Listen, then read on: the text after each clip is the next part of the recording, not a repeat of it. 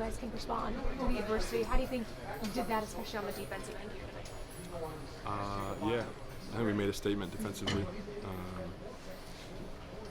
When things don't go well, this group kind of takes things personal and has the resiliency to bounce back. And I'm proud of the way we responded and our effort tonight on that end of the floor.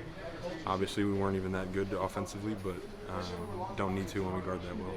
Right, how important is that like you said, you guys have one of your worst guys from the perimeter, and yet you beat them by 19. Yeah. In large part because I think it's huge for us to see that we can do that. I think we've just been outscoring everybody, and our offense has been phenomenal. But if you can win games in multiple different ways, I mean, that's when your team becomes elite. So to have a night like that to show that we can win a game just on the defensive end is, it builds confidence and builds resiliency for the rest of the season. And speaking of the defensive end, that was something that I talked about with you earlier in the account, which he challenged you in terms of, all right, you're going to guard Cade, we need X, Y, and Z from you on the perimeter.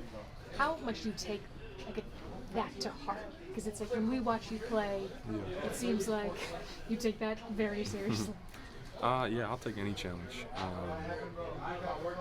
I feel like I'm finally back to myself, but there's no excuse. I haven't been as good as I've been in the past defensively, but been working on it, and tonight I feel like I took a step forward. So just going to keep building off of that and keep building my confidence on that end and keep trying to help this team win in any way possible.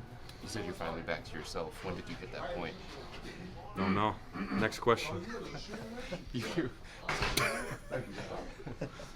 The level of responsibility that you have now with that primary defensive assignment, how do you approach that? Next question. Come on. No, I'm kidding. How do I approach that? Yeah, how do you approach that? I mean, I was in that position last year when I was starting with that group, so somebody's got to do it. So I love the challenge. I want the challenge. I'll accept it. Just try to make it as hard as possible on those guys. And they're talented players that I'll have to guard. But if I could, make it as difficult as possible, that's my goal. And they're going to make shots here and there, but just try to make it as difficult as possible. You mentioned this group being one that takes things personally when things don't go well. Where do you think that mentality comes from?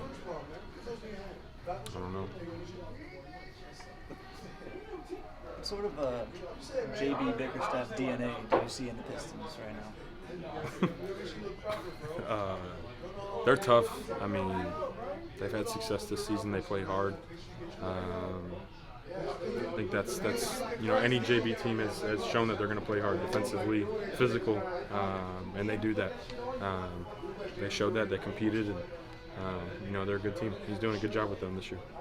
Jared said he recognized a lot of the play calls that they were running, some familiar stuff that you guys did last year. How much of that did you recognize that helped you guys at all tonight?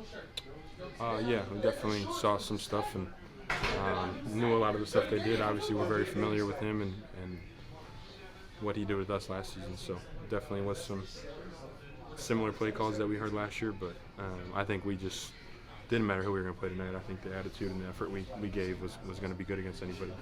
Are you surprised at all that the Pistons have turned around so quickly with JB? Yeah. I mean, I don't know how to answer that. I mean, they've been good. Yeah. I mean, they're inspired. I mean, they're playing good basketball. They're being tough. They're playing physical, and half the battle in the NBA is play hard, and he's got those guys to do that.